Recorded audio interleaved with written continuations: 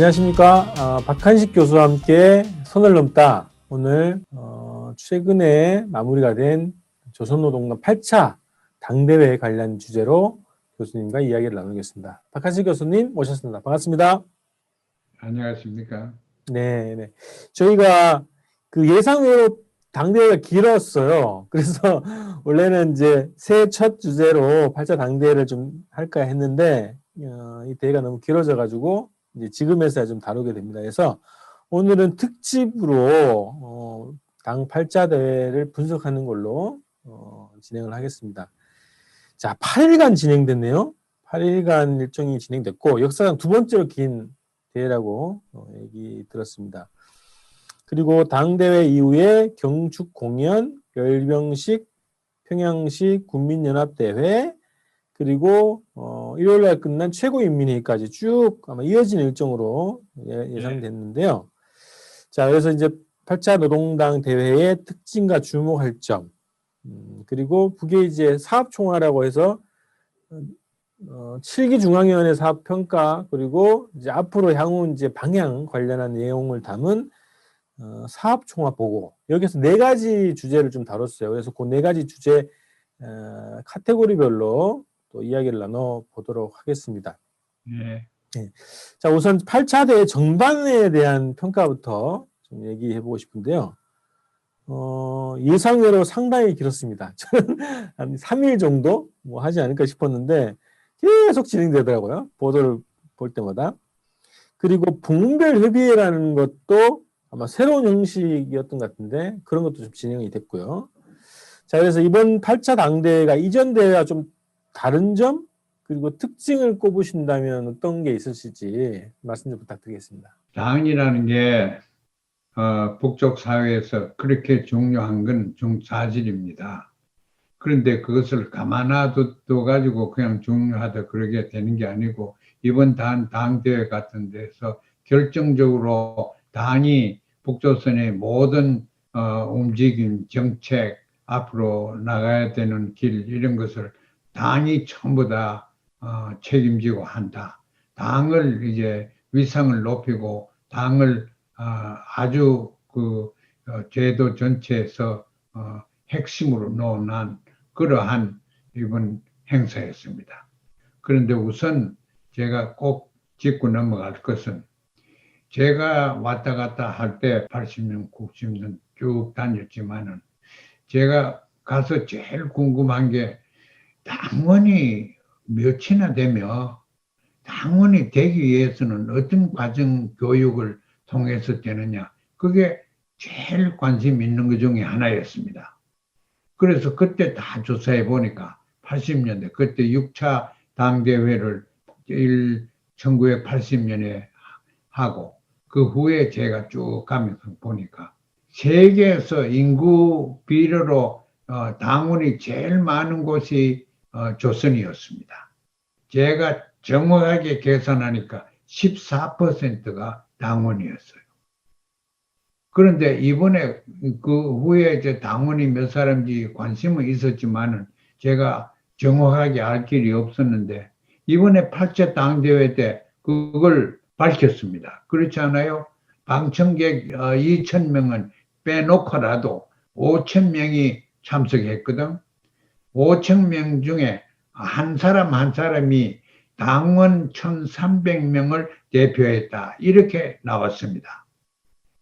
그래 5,000명에 1,300명 하면은 650만도 넘습니다. 그중 700만 가깝습니다.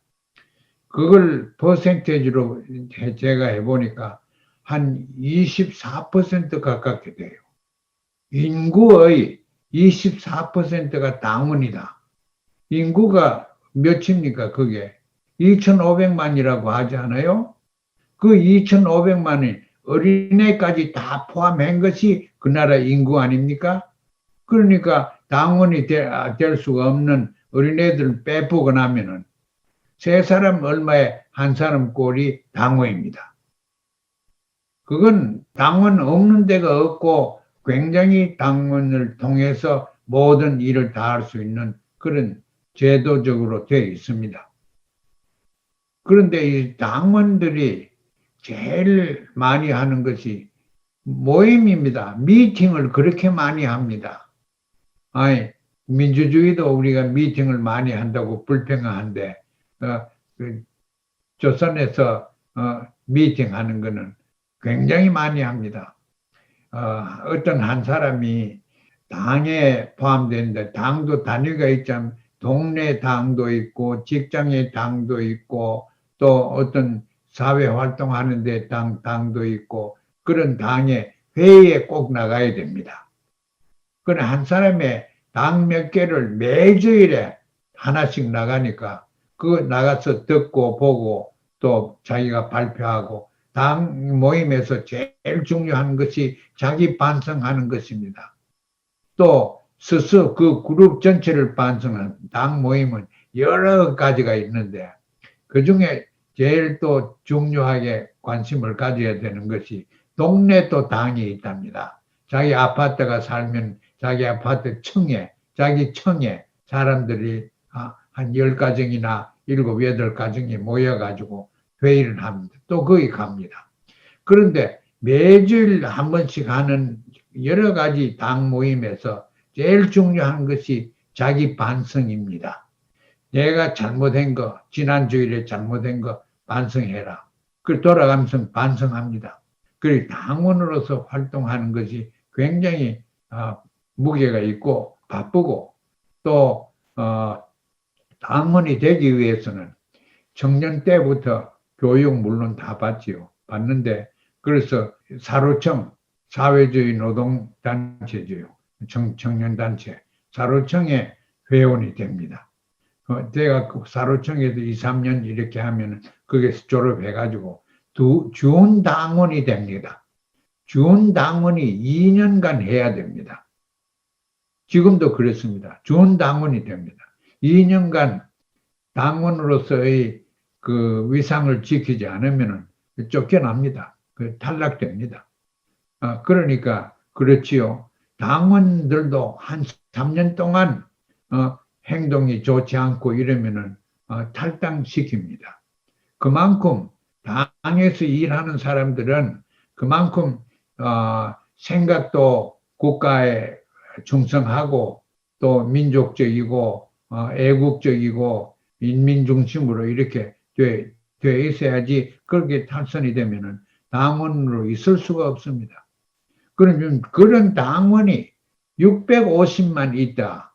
그 나라 사회에서 있다는 것은 우리가 엄청나다고 생각을 하고 무슨 일을 하는데 빨리빨리 실행할 수 있는 그런 저력이 있다고 생각합니다. 이번 행사에서 당이 여기 존재한다 하는 것을 한번 과감하게 보이려고 했는 것고 뭐 군인들 그 무기 만들고 이런 거 우리가 다 알고 있지만은 그것이 전부 다 당의 지휘하에 한다는 거. 옛날에 제가 북쪽에 다닐 때 주체 사상을 연구하는 사람들한테 항상 듣는 것은 삼위일체론이 있습니다. 삼위일체. 그건 요새 삼위일체 싹 들어가 버렸어요. 뭐 삼위일체가 한 몸이 이미 되었는지는 몰라도 그게 삼위가 수령, 당, 인민 이래가 세 개입니다. 이 세 개가 한 몸이 된다는, 이 일체가 된다는 거거든. 이번에 그걸 많이 시도한 것 같고 당이 중심이 돼가 온 나라가 삼위일체식으로 한 몸이 되었다.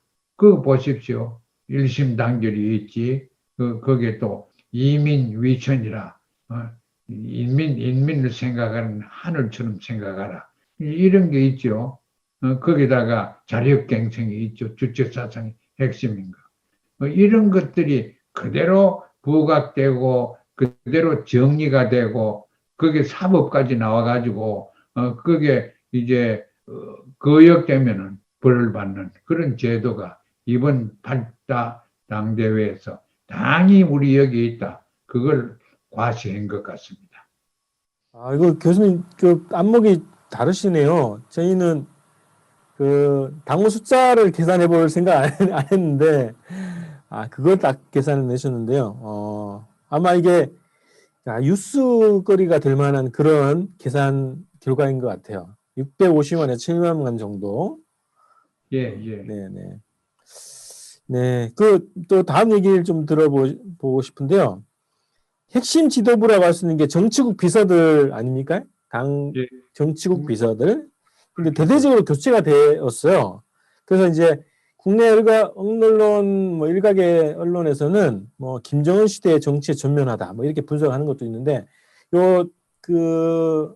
지도부 교체, 간부들 교체 이런 것들 어떻게 보셨습니까? 그런데 저는 그 교체된 간부들을 개인적으로 그분들에 대해서 잘 모릅니다. 그건 무슨 얘기냐면은 그렇게 명성이 있고 유능한 사람들이 된 것이 아니고 보통 사람들을 만들려고 그 정치국원으로 만들려고 애를 쓰는 것 같아요. 정말 인민 속에 수모가 없어지는 그런 모습을 가진 사람들이 많이 등용이 되는 것 같아요. 이것도 이제 독특한 좀 분석을 하신 것 같아요. 알겠습니다. 이렇게 해서 일단 전반적인 그 8차 당대회 평가를 좀 이렇게 마무리하고요. 그 다음에 좀 내용으로 좀 들어가겠습니다. 자, 지금부터 그 사업총화 보고 내용 네 가지 그 항목이 있는데요. 하나하나씩 좀 다뤄보도록 하겠습니다. 우선 1월 5일부터 7일까지 한 9시간 동안 이 보고를 했다고 그래요. 예, 굉장히 긴 시간 동안 진행했고요. 그래서 그 내용은 이제 7기, 그러니까 지금은 8기고 요전 시기 이제 7기 5년 동안의 사업을 전체 총화했다 이런 거고요. 그리고 앞으로 과제 이런 것들 담은 그런 보고입니다. 그래서 구성은 1. 총결 기간 이룩된 성과, 그러니까 5년 동안 이룩된 성과를 정리했고, 두 번째는 사회주의 건설의 획기적 전진을 위하여라는 항목, 세 번째는 조국의 자주적 통일과 대외관계 발전을 위하여라는 항목, 네 번째는 당 사업의 강화 발전을 위하여, 이렇게 이제 네 가지 항목으로 되어 있습니다. 그래서 하나하나씩 좀 짚어보도록 하겠습니다. 첫 번째는 그 5년 동안 7기 당 중앙위원회 5년 동안 성과를 좀 얘기한 항목인데요. 우선 이제 경제 건설 분야 성과를 평가를 했어요. 이제 국내 언론에서 요게 딱 보고되자마자 첫날 딱 보고되자마자 김정은 위원장이 개막사에서 경제 실패를 자인했다. 이런 제목으로 다 대대적인 보도를 했는데 제가 내용을 보니까 실제 그런 기조는 아니에요.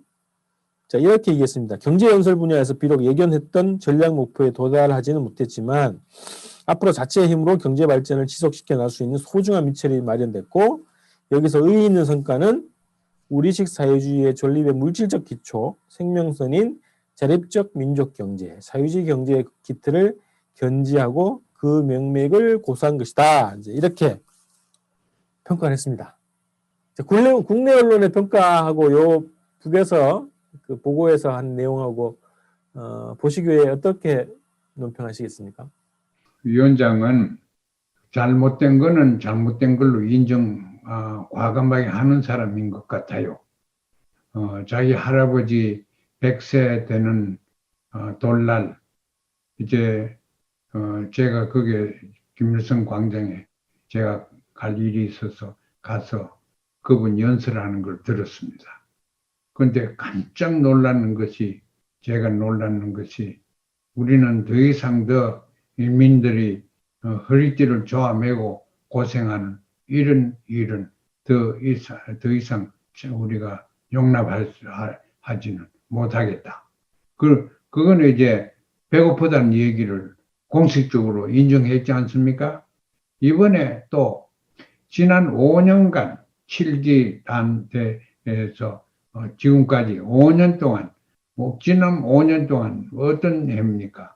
국제 경제 압력, 주로 경제 압력 때문에 북쪽의 경제가 말이 아니거든요. 식량부터 몇백 그램, 450g을 줘야 되는데 살려고 하면은 250밖에 못 준다. 그런 거 우리는 다 알고 있고 많이 듣고 자기들은 안 들었겠어요. 자기들이 배고픈 건 경험 안 했겠어요. 그래서 자기들은 또 이걸 과학 기술을 가지고 자기들 힘대로 한다. 그런 종자 개량도 많이 하고 비료도 개발을 하고 뭐 심지어서는 바닷물을 줄여가지고 논밭을 개간을 해서 더 넓히고 이러한 아주 그 이상이 높은 그런 게 많고 과학자들은 전부 다 종자 개량시키는 것을 임무화시키고 다 했는데 별로 성과가 많이 나지 않았어요. 그건 피부로 다 인민들이 느끼고 농민들도 느끼고 다 그런데 잘했다고 얘기할 수는 없거든. 그래서 우리가 목표보다는 많이 낙후되었지만은 앞으로는 더 우리가 내적인 동력을 가지고 우리가 해야 되겠다 하는 것은 뭐 그렇게 얘기할 수밖에 없죠. 그게 이제 앞으로 어떤 방법으로 대외적인 경제 제재나 이런 것을 극복할 수 있는 동력을 가진 주관적인 정책이 나올지 그게 그 사람들이 고민을 할 거고 또 어느 정도 상당한 어려움이 놓여 있습니다. 그래서 이분은 그 어렵다는 걸 그렇게 인정하고 그것을 시정해 나가겠다. 앞으로 5개년 계획을 만들어가 시정해 나가겠다. 그런데 구체적으로 뭘 어떻게 하겠다. 그게 이제 별로 제가 이제 그게 농업도 많이 관심을 가지고 들여다 보니까 생산량이 그렇게 높지를 않아요. 비료도 모자라고 종자도 개량해야 되고 가축 같은 것도 닭을 미국에서는 여기서 한 2개월만 키우면 개를 내 가지고 시장에서 상품화할 수 있는 닭이 되는데 그게는 4개월, 6개월 이렇게 돼야 돼요. 그러니까 그런 것도 결신대로 빨리 종자 개량을 해가지고 해야 되겠다. 그래 알곡 중에는 쌀만 먹지 말고 감자를 먹자 그 얘기를 옛날부터 했지요. 지금도 제가 과학적인 데이터는 없지만은 제가 개인적으로 아직 연계가 있어요. 제가 중국에서 났기 때문에 동북 삼성, 흥룡, 길림성, 요령성에 그게 우리 이밥, 쌀밥이 쌀이 굉장히 많이 납니다. 중국에서는 물밭이라 그래, 수전이라 그러죠. 자기는 알랑미를 하는데 우리는 논을 가지고 하니까. 그래서 그게 굉장히 많이 생산돼요. 우리 할아버지도 농사 짓기 위해서 만주로 이민을 가셨고, 제가 어릴 때부터 봤죠. 지금도 소위 중국 사람이 얘기하는 수전에서 굉장히 많이 생산이 됩니다. 생산이 되면 중국 사람 잘 먹질 않아요. 그 끈적끈적한 우리 밥, 그 맛있는 밥을 잘 먹지 않아요. 그런데 그걸 이제 내가 거기 있을 때에도 그걸 조선반도에 보냅니다. 일본 사람들은 말할 수 없이 많이 가져왔어요. 일본까지 가져가고. 그런데 동북 삼성에서 그게 평지고 쌀과 기타 얼마든지 생산이 됩니다. 그리고 중국은 요새 각 성에서 외국 경제를 자주적으로 할 수 있도록 그렇게 법이 되어 있습니다. 그렇기 때문에 베이징에서 시진핑이 이거 하라 저거 하라 그렇게 못합니다. 지방정부에서 왜곡하고 합니다.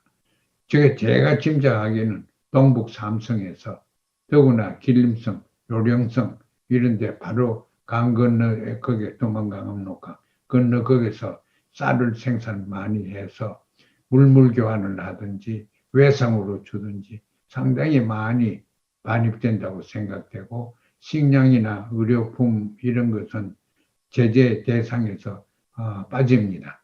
그래서 지금 어렵겠지만은 굶어 죽는 사람이 별로 없는 것 같고 그래서 앞으로 그 방향으로는 그 인민들이 할 게 아니고 정부가 해야 되는데 제 생각에 정부가 그게 중요한 관심을 가지고 있다고 봅니다. 알겠습니다. 이 그 북의 경제는 뭐 얘기가 뭐 무궁무진합니다. 그래서 그거는 이제 차차 이후에도 계속 다뤄 나가도록 하고요. 국방 분야 얘기가 있어요. 이 보고에는 국가의 핵 전쟁 억제력, 자유적 국방력 강화를 주요한 성과로 평가했다. 이렇게 돼 있고요. 특히 핵 잠수함 개발 사업을 공개하면서 이제 군사력 강화 계획을 대대적으로 공개했습니다. 네. 이거 어떻게 보셨어요? 그건 자기들이 생각하기에 미국 사람들이 관심을 가질 거다. 겁을 낼 거다. 잠수함을 가지고 그게 유도탄을 가지고 핵 단두를 붙여가지고 미국 근방에 와서 얼마든지 공격할 수 있다는 거는 그건 그 옛날처럼 그런 먼한 15,000, 2만 마일 가는 그런 유도탄이 없어도 할 수 있다 하는 걸 의미하기 때문에 실질적으로 미국에서 관심을 많이 돌리고 거기에 대해서 준비를 안 하면은 당하겠구나 그런 생각을 미국의 보수층에서 많이 하는 것 같아요. 그러니까 그건 이번에도 그렇고 지난번 75주년 그때도 무기를 전시를 했지요. 그 했는 거는 일정한 결과가 자기들이 바라는 결과가 나오고 있다고 생각합니다. 그러면 저는 이제 이번에 그 국내 언론에서는 여러 가지 분석 기사들이 좀 나왔는데 핵 잠수함 개발할 것이다. 그렇게 추측하는 기사들이 많이 나왔는데 이번 아예 이제 공개적으로 그 개발 사업을 발표를 한 거거든요. 그래서 예, 그게 좀 놀랍고 또 하나는 이제 북에서 2017년 대륙간 탄도미사일 이제 시험 발사를 하고 나서 핵 강국을 선포를 했단 말이죠. 그러고 나서 그게 이제 민족사적 대업이라고 평가를 하면서 이제 평화로운 환경에서 자체 경제 발전해 나갈 수 있다. 이제 이렇게 좀 방향을 잡은 것 같더라고요. 그래서 북에서는 뭐 외부에서 어떻게 평가하든 간에 북 자체에서는 어쨌든 핵 억제력이 준비가 됐기 때문에 자체 평화적 환경에서 경제 발전을 자체의 힘으로 얼마든지 해나갈 수 있다. 이런 자신감이 좀 보이더라고요, 저는.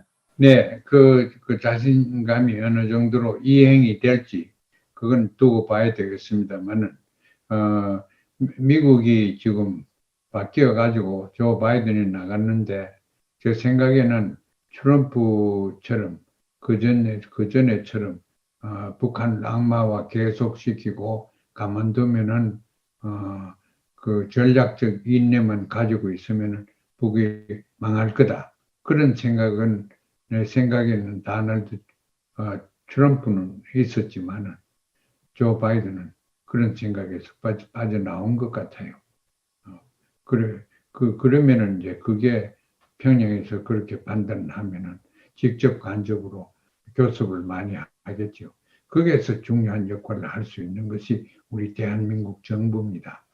대한민국과 우방 관계로서 어떻게 하는지 북한과의 관계를 좋게 만들어야 되겠다. 그러면은 그 미국이 우리한테 판매하는 무기도 별로 못 사게 되면 걱정을 하니까 그런 건 또 어떤 방법으로서 해결책을 해주고 무기는 우리가 안 사고 일본이 사도록 그렇게 조선을 해주면 좋지요. 일본 무기, 미국 무기 많이 사라고 그랬어요.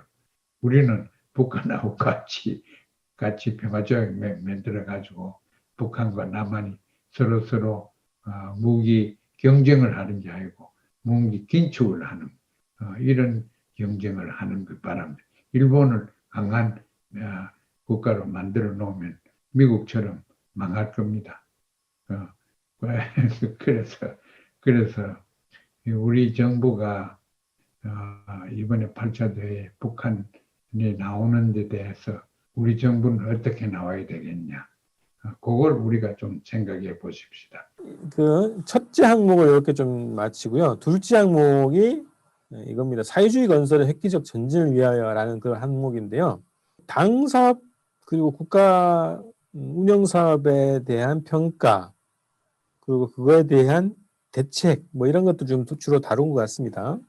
자, 첫 번째는 경제개발 전략 목표를 달성하지 못한 요인을 객관에서 찾지 말고 주체적 요인에서 찾아야 된다. 이제 이렇게 얘기를 했습니다. 그러면서 이제 평가가 이렇습니다. 국가 경제 발전 5개년 전략을 세워서 이제 진행했잖아요. 근데 그게 과학적인 타산과 근거에 기초해서 똑똑히 세워진 게 아니다. 그래서 5개년 계획 자체를 평가를 했습니다. 네. 그다음에 과학기술이 그 경제사업을 견인하는 역할을 못했다. 그리고 불합리한 경제사업 체계 질서 이거를 정비하지 못했다는 거고요. 그리고 지금까지 만연되어 온 그릇된 사상관점과 무책임한 사업 태도, 무능력을 그대로 두고는 그리고 지금 같은 구태연한 사업 방식을 가지고는 경제를 바로잡을 수 없다. 이제 이렇게 평가를 했어요. 자, 그리고 나이든 사업 체계와 불합리하고 비효율적인 사업 방식, 장애물들을 단호히 제거해야 된다. 이렇게 얘기를 했습니다. 그래서 상당히 어떻게 보면은 굉장히 날카로운 비판, 노골적인 비판, 그리고 숨김없이 드러낸 평가, 이렇게 좀 보여지거든요. 그러면서 이게 장애물이라고 규정을 하고 이걸 제거하지 않으면 경제 발전 못한다. 이렇게 진단을 했습니다. 저는 어떻게 보면 김정은 위원장 시대에 굉장히 파격적인 장면 중에 또 새로운 면을 좀 본 것 같거든요. 요거에 대해서 어떻게 보셨습니까? 저는 어떻게 읽었냐면은 자기들이 문제가 있다고 보는 것은 자본주의 요소를 집어서 보았습니다. 사유재산이나 재산을 모으려고 하는 거나 당이나 국가보다도 자기가 또 잘해보려고 해가지고 회사를 만들어가 장사를 한다든가 그게 이제 전체적으로 쇄신되고 정리가 될 것입니다. 자기들이 사회주의 그런데 사회주의 핵심은 사유재산을 가지지 않고 사유재산 제도가 없는 것을 북한식 사회주의의 핵심으로 봅니다. 그렇게 보면은 지금 한간에 보도가 되고 여행하고 온 사람이 많이 느끼는 북한의 자본주의화, 북한의 개인주의화, 이런 거, 사유재산에 대해서 욕망을 가진다. 이런 것이 근절되도록 할 겁니다. 그러면 지금 바로 이어지는 질문하고 좀 연결되는 것 같은데요.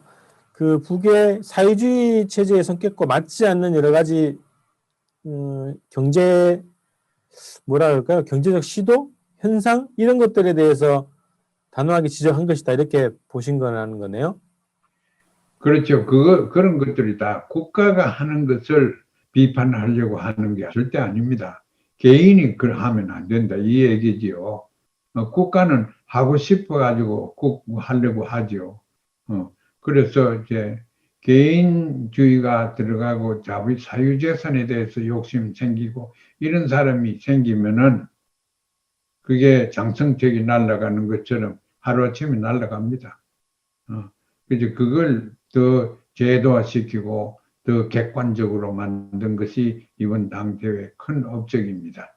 그 다음에 우리가 또 이제 금강산 관광 사업이라는 게 있었기 때문에 또 남쪽에서도 또 주목하고 통일부에서도 즉각적인 반응이 나왔던 그런 항목인데요. 관광 사업을 활성화해야 된다.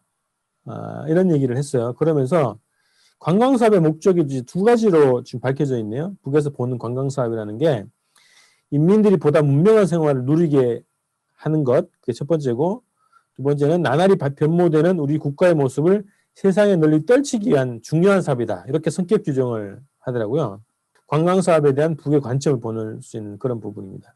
금강산 시설을 철거하고 새롭게 개발한다는 그런 계획도 포함되어 있는데, 이런 관광 사업 분야를 강조했던 이 항목에 대해서 더 하실 말씀이 있으면 말씀해 주십시오. 어느 후진국도 경제적인 후진국도 처음 제일 비약하는 것은 관광 사업입니다. 돈 안 들고 사람 와서 돈 뿌리고 가니까 그걸 될 수 있도록 하려고 애를 많이 쓰지요. 그런데 관광객들이 어디서 옵니까? 거기는 중국도 그렇고 월남도 그렇고 큐바도 그렇고 이런 과거에 혹은 지금 사회주의 국가들을 상대로 해서 관광 사업을 많이 할 겁니다. 중국, 러시아를 포함해서.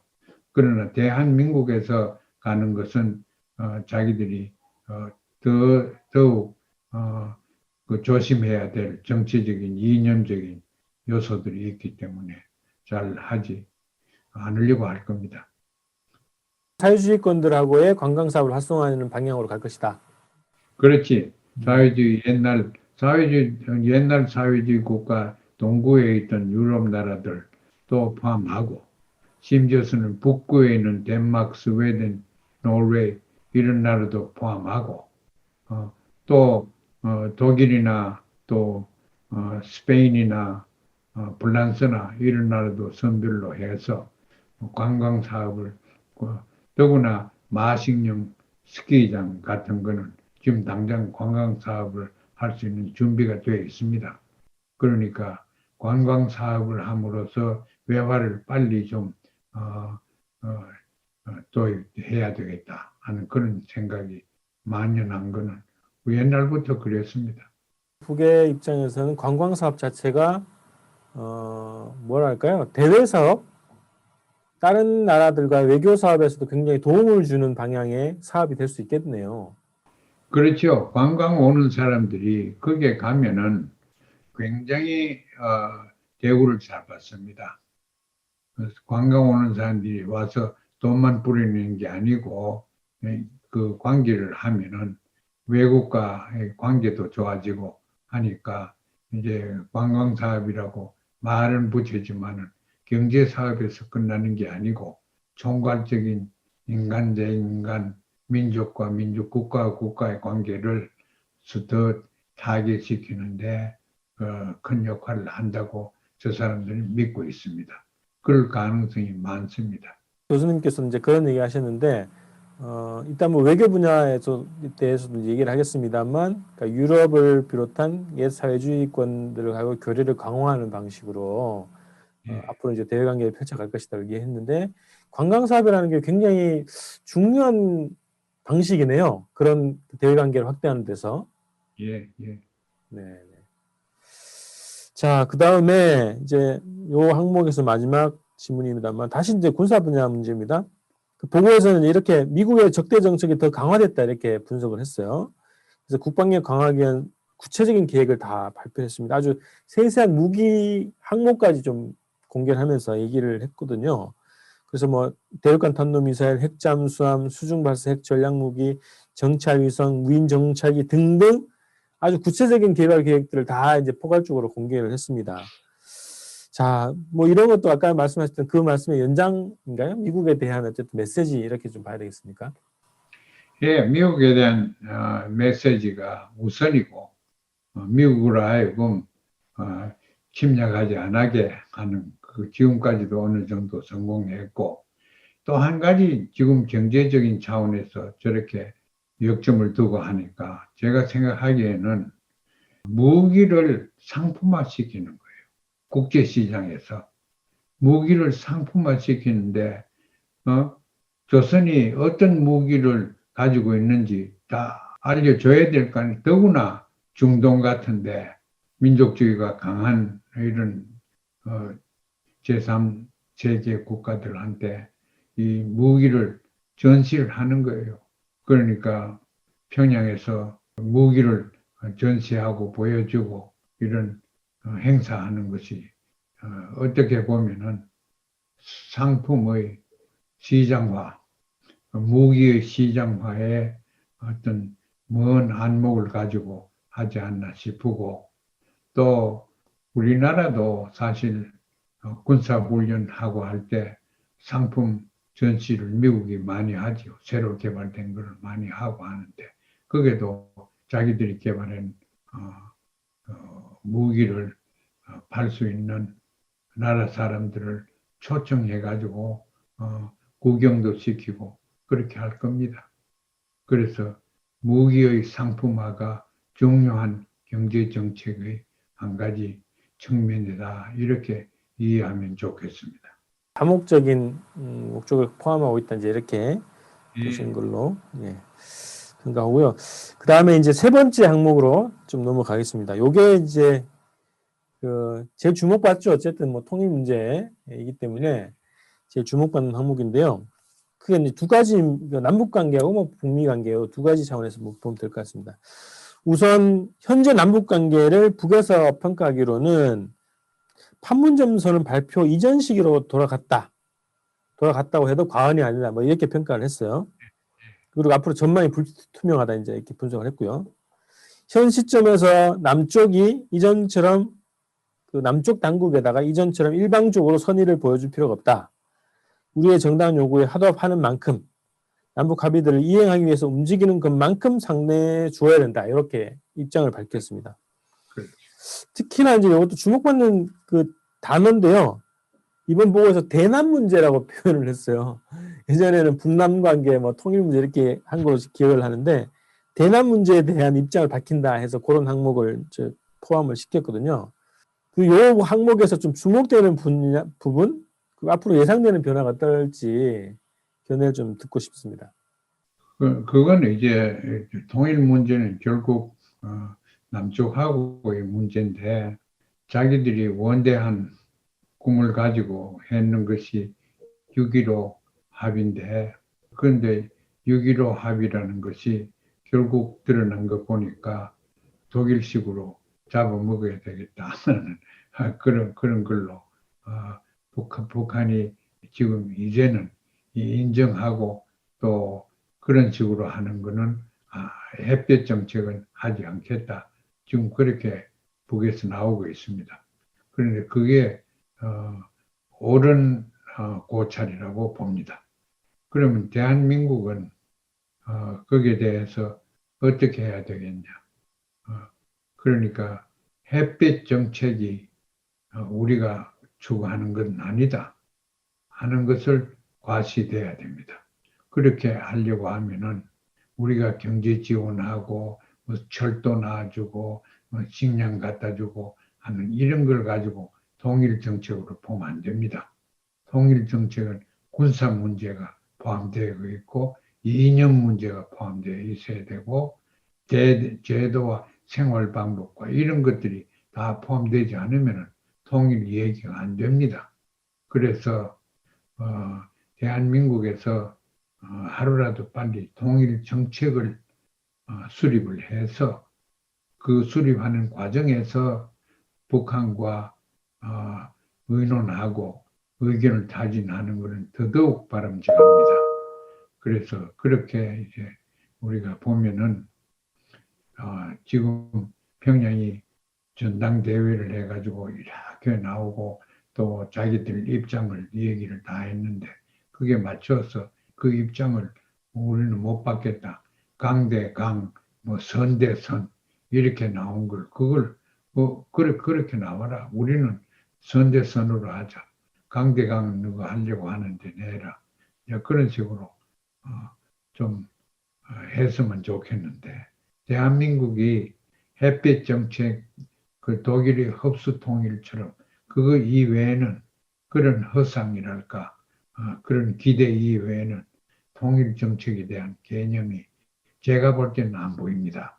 그래서 그것을 좀 시정을 하고 우리 통일 정책은 이렇다 하는 것을 미국에 가르쳐주고 바이든 행정부도 북한만 잘 모르는 게 한국도 더 잘 모르고 있어요.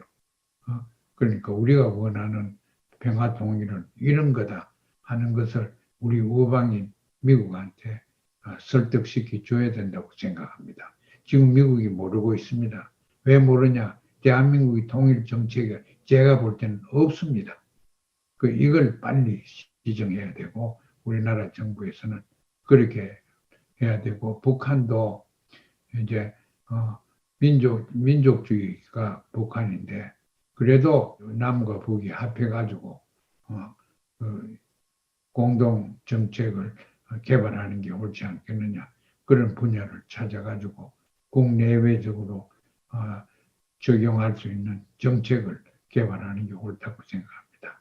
투자도 공동 투자도 쿠바에도 할 수 있고 베트남에도 할 수 있고 러시아에도 할 수 있고 중국은 말할 것도 없고 동구나 유럽도 마찬가지입니다. 이제 그런 식으로 우리가 조금 더 활기를 펴서 좀 강한 외교 정책을 세웠으면 하는 그런 희망을 가지고 있습니다. 이 항목 보면서 그런 생각 들었어요. 판문점 신혼 그 시기에 그리고 평양 공동선언 그 시기에 북에서는 그 일방적으로 퍼주기를 했다 이렇게 생각하는 것 같아요. 일방적으로 선의를 베풀었다. 상호주의하지 않고 이런 생각을 가지고 있는 것이겠구나 이렇게 느꼈거든요. 이 항목이. 그래서 일방적으로 선의를 앞으로 이제 보여줄 필요가 없다. 그래서 이제 남쪽이 하는 만큼 우리가 그냥 뭐 거의 상호주의처럼 하겠다 이제 이렇게 좀 들리는데. 그렇죠. 그것도 이제 우리가 그 구체적으로 선의를 보이려고 하면은 선의야 뭐 회담에서 평양도 판문점도 그렇고 회담에서 선의를 많이 보였지요. 그런데 그 선의 때문에 5일 경기장에서 문 대통령께서 연설까지 하고 그렇게 선의를 많이 보였지요. 그런데 우리가 보일 선의는 뭐냐? 간단합니다. 군사훈련 축소 내지 부분적으로 삭제하는 것입니다.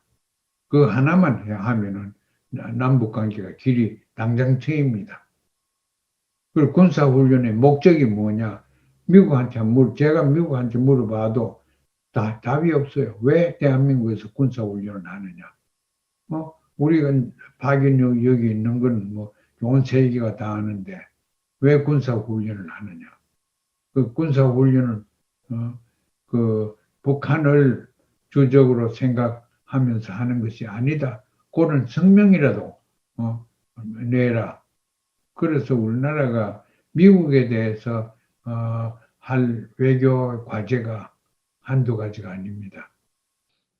그 다음에 두 번째 대외사업 관련한 내용 볼게요. 자, 북에서는 이렇게 얘기합니다. 우리 당 대외 활동의 주되는 총화와 결론은 불법 무도하게 날뛰는 적대 세력들과 관건을 휘두르는 대국들에 대해서는 강대강으로 맞서는 전략을 일관하게 견지해야 된다라는 거. 이게 이제 교훈이라고 정의했어요. 그다음에 대외 정치 활동을 혁명 발전의 기본 장애물, 최대의 주적인 미국을 제압하고 굴복시키는 데 초점을 맞추고 지향시켜 나가실 것이다. 이렇게 규정을 했습니다. 또 미국의 이제 새 행정부에 대해서 이렇게 얘기했네요. 누가 집권하든 미국이라는 실체와 대조선 정책의 본심은 절대로 변하지 않는다. 새로운 조미관계 수립의 열쇠는 미국이 적대 정책을 처리하는 데 있다. 앞으로 강대강 선대선의 원칙에서 미국을 상대할 것이다. 이게 바이든 정부에 대한 첫 공식 입장으로 봐도 거의 무방할 것 같은데요. 이전보다 더 공세적으로 대미 국제 외교전을 펼칠 것이다. 그리고 미국이 만약에 뭐 ICBM을 쏘면 ICBM 발사 훈련으로 맞서고 군사 훈련을 하면 군사 훈련으로 맞서고 어떤 하는 만큼 상대해 주겠다 이제 이렇게 그런 배짱과 기세가 이렇게 있거든요. 북미 관계에 대한 뭐 북의 입장 그리고 앞으로 전망에 대해서 한번 말씀 부탁드립니다. 북미 관계는 북이 미국에 대해서 절대 굴복하지 않습니다. 만약 예컨대 전쟁이 일어나서 좀 토초가 되고 다 파괴가 되고 다 죽더라도 절대 손들고 나올 사람들이 아닙니다. 미국에 대해서. 그걸 누가 제일 잘 알아야 하느냐.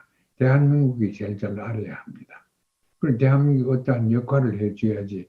북한이 죽으면 북한만 죽습니까? 남한도 다 죽는다고. 그래서 미국에 대해서는 강하게 나오는 건 틀림없죠. 지금까지도 강하게 나오고. 그러나 미국이 이번 8차 대회에서도 알았지만 5년 동안 그렇게 계속 제재를 받고 해도 안 굶어 죽지 않아요. 이제 잘 안 굶어 죽을 겁니다. 그 소위 알곡 생산 양이 많이 늘었고 종자계려 지금도 2번, 3번 이렇게 논에서 밭에서 1년에 생하는 그러한 방향으로 변했습니다. 그래서 조금 배고프게 살면 다 살 수 있습니다. 그러나 아까 제가 말씀드린 중국이나 이제 베트남도 있고 또 과거 사회주의 국가와 경제 교류 같은 걸 하게 되면 살 수 있습니다. 제재가 계속되더라도 평양이 살 수 있습니다. 그런 걸 감지하고 이렇게 큰 소리 하는, 발차되어 큰 소리하고 나오는 것이 자기들이 자신이 있다 이거예요. 이게 이 규정이 당의 공식 입장으로 북의 공식 입장으로 딱 규정됐는지 된 적이 있었는지 모르겠습니다만 최대의 주적을 미국이라고 딱 규정을 했고 미국을 제압하고 굴복시키는데 대외활동에 초점을 맞출 것이다 이렇게 얘기했는데 이게 어떻게 나타날지 좀 상상이 잘 안 되는데 어떻게 보십니까? 미국이 이제 바이든 행정부가 들어왔고 평양은 뭐니 해도 경제 성장을 할 겁니다. 경제 성장을 위해서. 군사 활동 가지고는 경제적인 혜택을 못 보는 게 완연하니까. 그래서 이제 이 바이든 행정부도 이제 비핵화를 전제 조건으로 내는 그런 대북 정책은 이제 거두어들을 겁니다.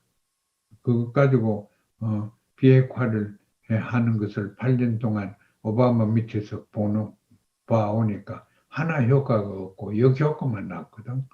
그래서 제가 판단하기에는 오바마는 비핵화를 전제 조건으로 하는 대북 외교를 하지 않을 것 같습니다.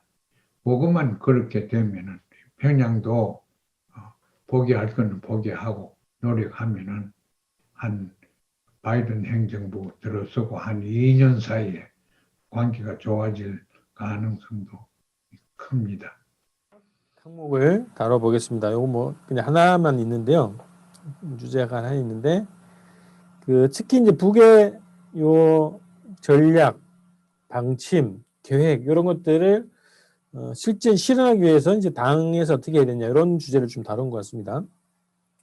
그 항목 중에서 제가 이제 눈에 띄는 대목 하나만 좀 골라봤습니다.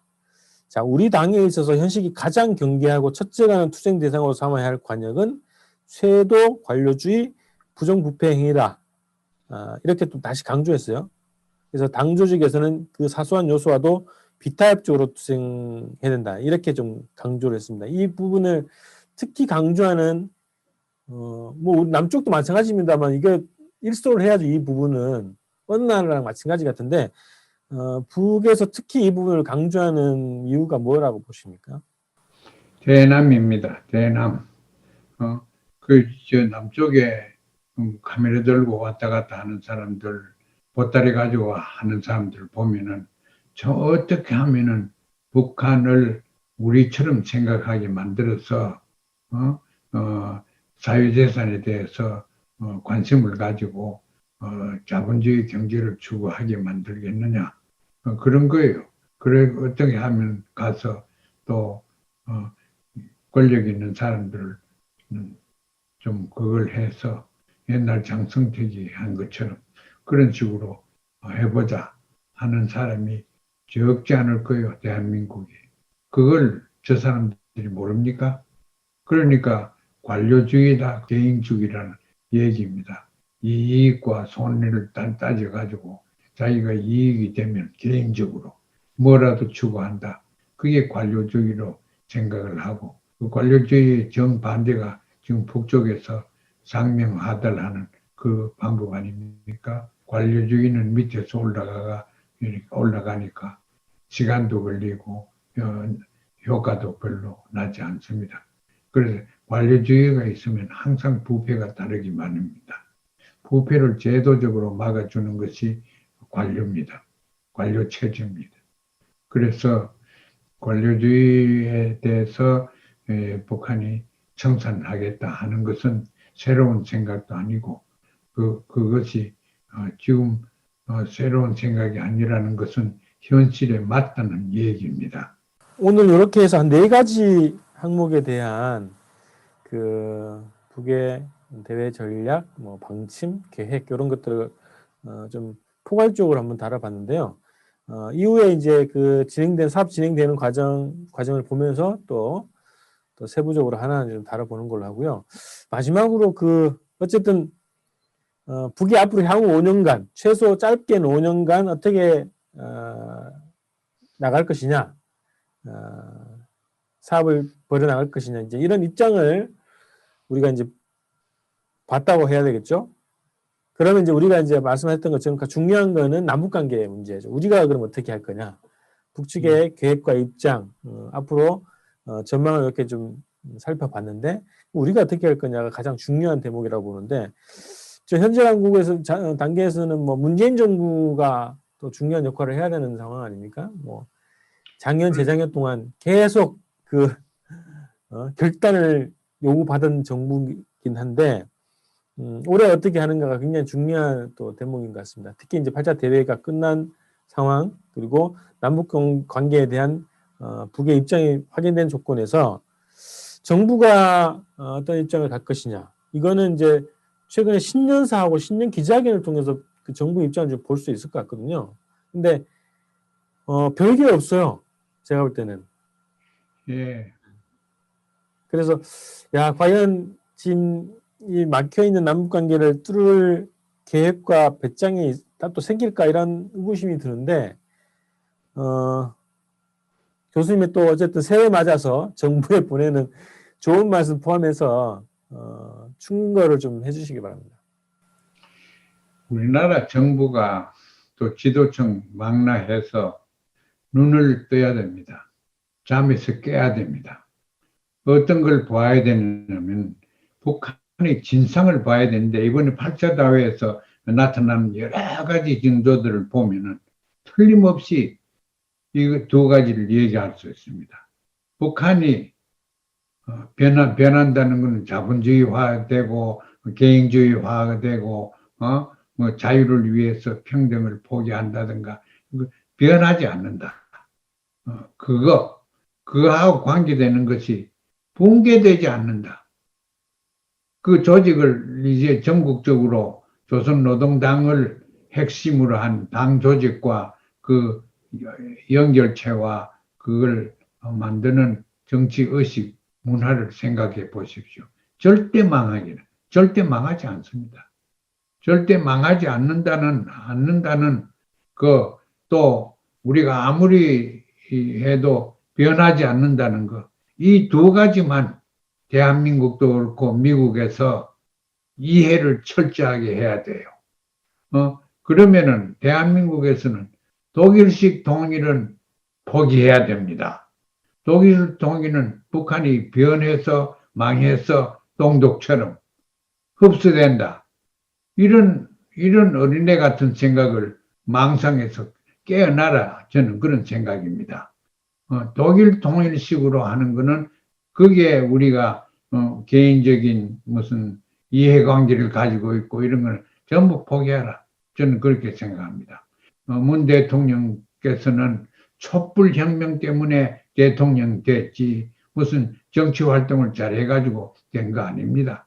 그 밑에서 군중의 의식 구조에서부터 촛불 한 사람 한 사람 가장 민주주의적인 의사를 발현해서 촛불혁명으로 됐거든. 거기다가 국민이 의회도 3분의 1을 뽑아줬거든. 그러면은 그 권력을 잘 사용하라고 줬지. 그거 가지고 어깨에 힘주라고 준 건 아닙니다. 그래서 이분이 이제 통일 정책을 6.15로 그러든가 무슨 어떤 이름을 붙이든가 간에 통일 정책에 대한 독일식 통일은 안 된다 하는 걸 선언하고 그럼 우리는 이렇게 통일하자. 그걸 얘기를 해야 됩니다. 그 설계 없이 어떻게 집을 짓습니까? 통일에 대한 설계 없이 통일 운동이 어떻게 가능합니까? 정책이 가능합니까? 우리 정부에서 서울에서 또 평양에서는 할 만큼 했습니다. 낮은 단계의 연방제라 그리고 지금 그 밀고 있지 않습니까? 지금 연방정부가 있어야 되죠. 그런데 대한민국은 연방정부 생각 안 합니다. 그러면 어떻게 지도체제를 어떻게 하느냐. 국회의원식으로 남쪽 정치를 북에서 모방하든가 받아들일 가능성 전혀 없습니다. 그런데 제3의 이념과 제도와 또 방법을 강구해서 그게 연방정부가 되어야 됩니다. 그것이 연방정부를 지향하는 그러한 통일의 길을 설계를 해서 국민한테 알리고 만천하에 알리기를 바랍니다. 그 별로 어려운 게 아닙니다. 전문가들이 다 좀 우글우글 하대요, 보니까. 그러니까 붕괴가 불가하고 변하지 않는다라는 그런 인식을 가져야 된다. 이렇게 말씀해 주셨고, 독일식 통일은 불가하다라는 선언을 하는 것도 굉장히 중요하겠습니다. 그 판문점 선언 그리고 평양 공동선언 이후에 문재인 정부 행보를 보면 대북 붕괴를 염두에 두고 있는 것 같더라고요. 이 정책 자체가. 예. 강경화 장관이 최근에 뭐 북에 코로나가 없다는 거는 거짓말이라고 막 해외 나가지고 막 그걸 떠들고 있는데 그런 생각이 있지 않은 이상 북이 붕괴할 거다 뭐 이런 생각이 있지 않은 이상 그런 발언을 못 할 거거든요. 그런 거 보면 정부 자체가 판문점 선언을까지 했던 이 정부인데 북의 붕괴를 염두에 둔 정책을 펴온 것 같더라고요. 근데 그걸 포기해라 이제 이렇게 이런 말씀을 정말 잘 해주신 것 같고요. 그리고 그것도 정부가 정말 귀담아 들어야 될 얘기인데 지금 민주당도 마찬가지고 정부도 자기가 정치를 잘해서 다수당 그리고 집권당이 된 게 아니다. 국민들이 이렇게 만들어준 거다라고 하는 의식을 항상 갖지 않으면 목이 힘주게 된다. 이런 말씀 굉장히 도움이 많이 될 것 같습니다. 이 얘기를 꼭 청와대와 민주당이 꼭 듣기를 바라고 듣도록 하겠습니다. 제가 예, 이렇게 말씀 잘 해주셨고요. 이제 그 1년 2개월 정도 남았습니다. 문재인 정부가 내년 3월이 대선이거든요. 그래서 적지 않은 시간인데 또 길지 않은 또 시간이거든요. 그런데 이 어떻게 보면 민족사적인 대전환기라고 할 수도 있는 격변기라고 할 수 있는 이 시기에